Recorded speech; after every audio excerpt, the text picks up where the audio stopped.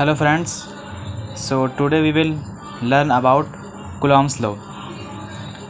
आज हम Coulomb's law की डेरिवेशन और स्टेटमेंट दोनों देखेंगे। तो सबसे पहले इसकी स्टेटमेंट पढ़ लेते हैं।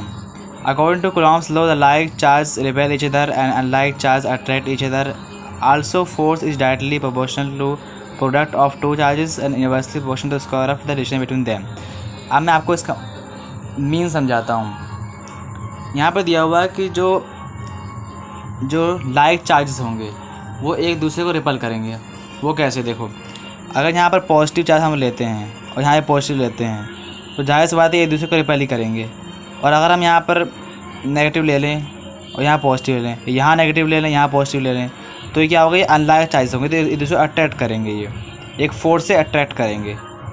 और ये कहा गया जो फोर्स है, जो इनके बीच में जो फोर्स लगेगा दो चार्जेस के बीच में, वो डायरेक्टली प्रोपोर्शनल होगा प्रोडक्ट ऑफ टू चार्जेस, यानी एफ है वो डायरेक्टली प्रोपोर्शनल होगा Q1 Q2 के।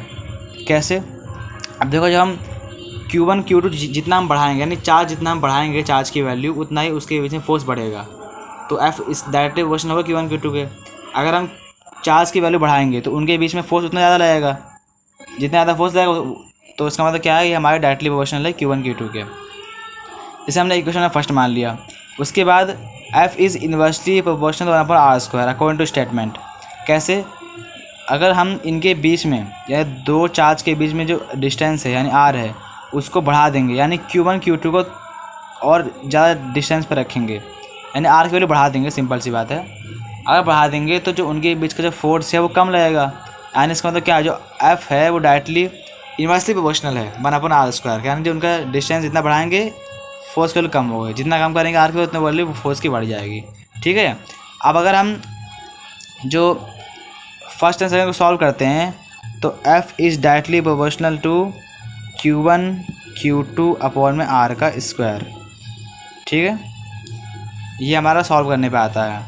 उसके बाद हम क्या करते हैं, जब हम ये प्रोपोर्शनल साइड हम हटाएंगे तो यहाँ पर हमारा एक कांस्टेंट आएगा के Q1 Q2 अपॉन में r²।